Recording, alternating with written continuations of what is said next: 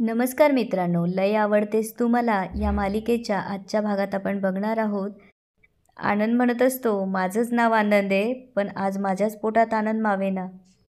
त्यावर सगळेजण हसू लागतात. त्यावर आनंद म्हणतो, हेच हेच, आज लई दिवसानंतर आपल्या घरात असं आनंदाचं वातावरण आहे नाही.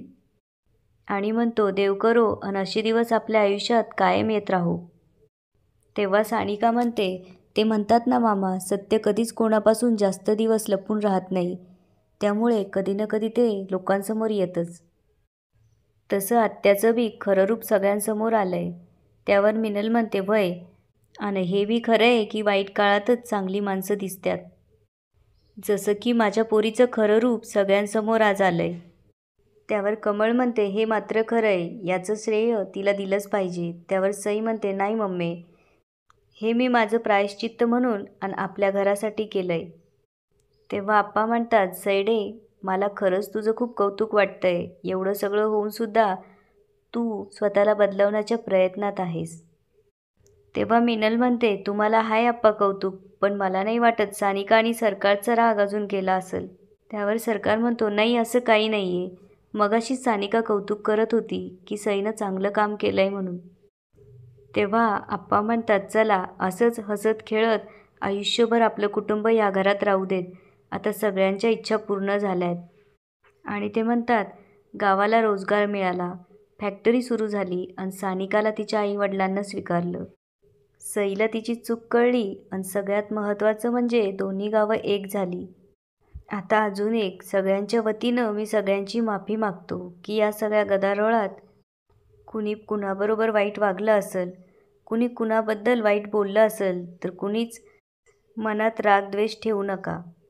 त्यावर सानिका म्हणते, आप्पा तुम्ही असे हात जोडत नका जाऊ बरं, आम्हाला नाही आवडत. त्यावर आप्पा म्हणतात, अगं मी काय आनंदाने हात जोडतोय का पोरी, आपल्या कुटुंबाच्या सुखासाठी हे सगळं करावं लागतं बाळा.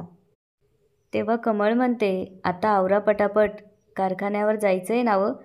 त्यावर आप्पा म्हणतात, तर आता गाडी रुळावर आणली पाहिजे, सवय मोडली आहे ना सगळ्यांची. आनंद, चल आवर.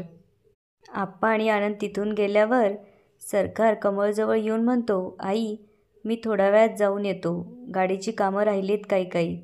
त्यावर कमळ म्हणते, अरे तू नसताना बाबू आणि शोनाने सगळं सांभाळलं इथलं, त्यांना एक दिवस जेवायला बोलवू की. त्यावर सरकार म्हणतो, बोलवतो. इकडे सानिका आवरू लागते तेव्हा सई तिला मदत करायला येते. थोड्या वेळाने मिनल सईला विचारते, सानिकाने आज चक्क तुला स्माईल दिली. त्यावर सई म्हणते, तुला सई काही चेष्टा वाटली काय? माझा अंदाज बांधणं त्या देवाला बी जमायचं नाही. इकडे सरकार सानिकाला म्हणत असतो, सईचा काही अंदाजच येत नाही गं. त्यावर सानिका म्हणते, व्हय ना, आपण जेव्हा तिच्यावर विश्वास ठेवला तेव्हा तिनं आपला विश्वासघात केला आणि जेव्हा आपण तिच्यावर विश्वास ठेवायला तयार नव्हतो तर बरोबर तिनं सगळ्यांचं मन जिंकलं. इकडे सई म्हणत असते, मला फक्त मनच जिंकायचं नाही तर सरकार आणि सानिकाला वेगळं करून मला सरकारला जिंकायचं आहे. त्यावर मिनल विचारते, पण अगं, पण हे करणार कसं? त्यांचं प्रेम म्हणजे ते काय म्हणतात ना, एकदम लैला मजनूसारखं खरं आहे. त्यावर सई म्हणते, बघूच. इकडे सानिका सरकारला म्हणत असते, आता ती चांगली वागली आहे ना, मग किमान आपण तिच्यासंग चांगलं वागूयात आणि आप्पा म्हणले तसं आपलं कुटुंब आता आनंदाने राहूत. तेव्हा सरकार नाराजच असतो. सानिका त्याला विचारते, काय झालंय सरकार? मगाशी आप्पा बोलले तेव्हा पण नाराजच होतास आणि आत्ता पण नाराज दिसतोय. त्यावर सरकार म्हणतो, नाही काही नाही, आता विचार पण करायचा नाही का माणसानं. तेव्हा सानिका रागात तिथून जायला निघते. तेव्हा सरकार म्हणतो, काय चाललंय तुझं सानिका, काय तू रुसलीस वय लगेच? आणि तो म्हणतो, सांगतो, आप्पा म्हणाले सगळ्यांच्या सगळ्या इच्छा पूर्ण झाल्या, पण माझं स्वप्न अजून अपूर्णच आहे. त्याचाच विचार करत होतो. तुला तर माहिती आहे, मला आप्पांसाठी त्यांच्या हक्काचं घर बांधायचं आहे. त्यावर सानिका म्हणते, मग त्यात काय अडचण आहे, होईल की ते बी पूर्ण. त्यावर सरकार म्हणतो, तू एवढी सहज बोलून जात्यास ना, त्यामुळं प्रॉब्लेमच वाटत नाही आणि मग विचार येतो, एवढी चांगली बायको मला कशी काय मिळाल्या.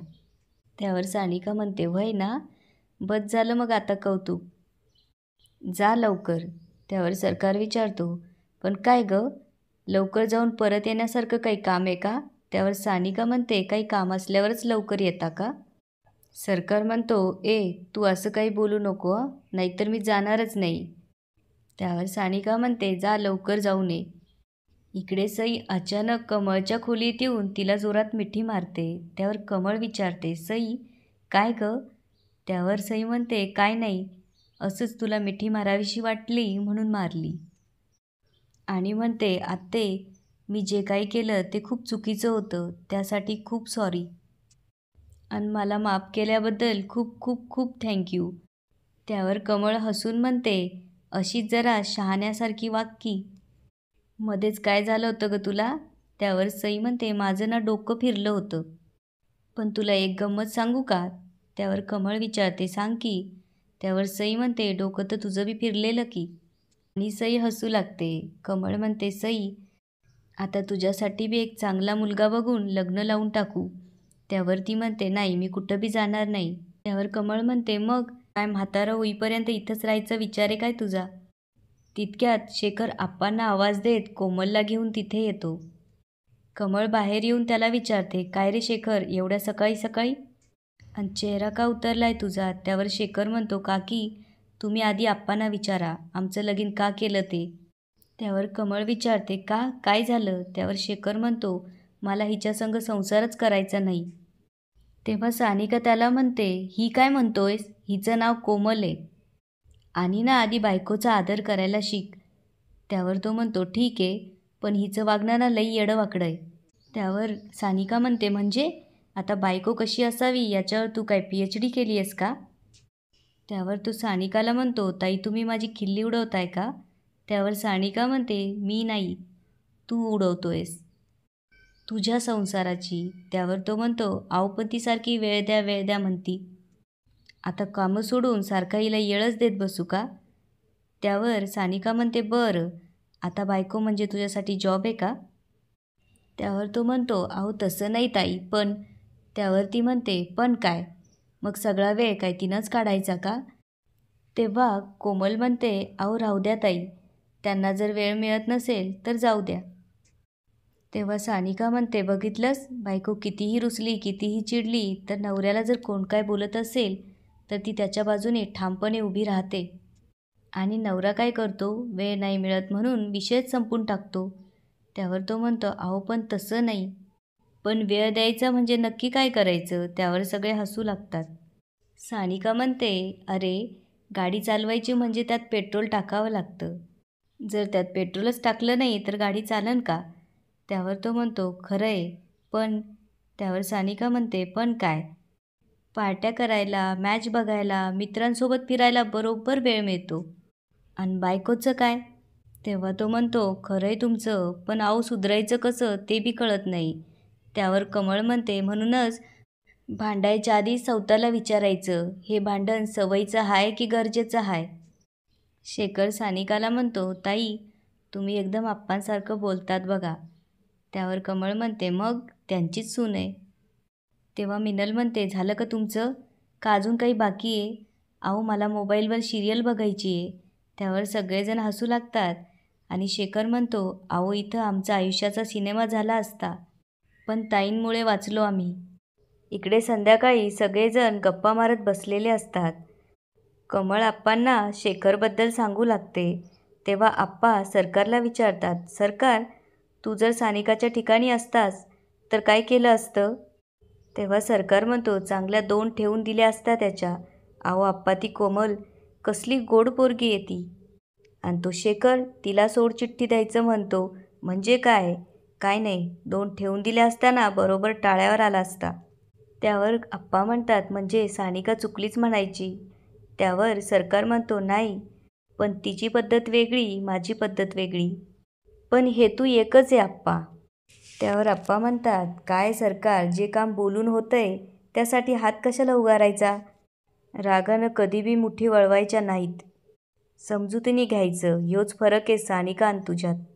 आणि आप्पा उठून सरकारजवळ जाऊन म्हणतात, मला एक वचन दे की तू इथून पुढं कधी बी मारामारी आणि भांडणं करणार नाही. तेव्हा कमळ म्हणते, आओ मी शपथ घातली तर तुम्ही मला म्हणत असतात, काय सारखी सारखी शपथ घालतीस म्हणून, आणि आता तुम्ही वचन घेताय. त्यावर आप्पा म्हणतात, हे वचन घेण्यात जबरदस्ती नाही कमळ, गरजेही त्याच्या भल्यासाठी. तरीबी याला वचन द्यायचं नसल तर याला स्वातंत्र्य आहे की. तेव्हा सरकार आप्पांच्या हातात हात ठेवून म्हणतो, आप्पा मी तुम्हाला वचन देतो की आजपासून मी कधीच मारामारी आणि भांडणं करणार नाही. आणि याच ठिकाणी आजचा एपिसोड संपतो. आता पुढे काय होणार ते बघूया उद्याच्या एपिसोडमध्ये. धन्यवाद.